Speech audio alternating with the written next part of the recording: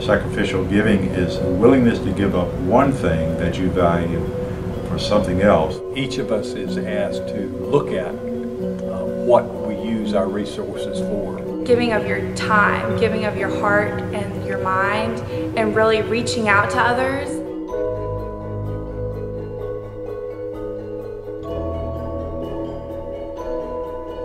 Sacrificial giving is always a struggle because it does make you feel vulnerable. And these are all reasons that you don't give. But giving sacrificially means that you turn it over to God. Doing that, you always find a way to make everything else work. When I write the bills at the beginning of the month, the church is my first check that I write. I think it's important because it does make a statement. I think it's important to back up your beliefs with actions, and actions both in your time and actions with your money as well. This is something that's important. If this church is something that I believe in, I'm going to invest my money, I'm going to invest my time, I'm going to invest who I am here. More than that, it's about our love for God and God's love for us. Our giving is basically an expression of our faith.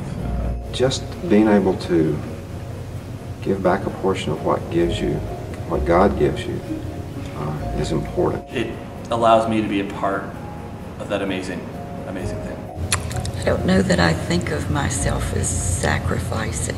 For the person who gives the sacrifice, I think it becomes a joy for that person. You feel so good about it in the end that it was no longer a sacrifice. It doesn't seem so sacrificial anymore. It's more natural. To be able to commit yourself to something and give yourself sacrificially opens yourself up to receiving. I feel that I gain so much in return. It is a good feeling when you do the right thing. I think for people who are starting out, who are new to the church, it's about taking one step. It's about stepping out in faith just a little bit. If we don't have that faith, then we're not going to be able to do the things we should be doing as a church. There's so much more ministry that we can do. There's so much more we need to do. Yeah, the growth in the future of the church is out there. Your whole spring break, you're like working while other people are like at the beach. I still think about some of the kids that I meet at the Roanoke Rescue Mission. I still think about some of the people that I meet just on the streets. We've been blessed. That's, yeah, you're right. If people will give the time and the energy and really put their passion and their gifts forward, I think we can do incredible things in this community, in this world.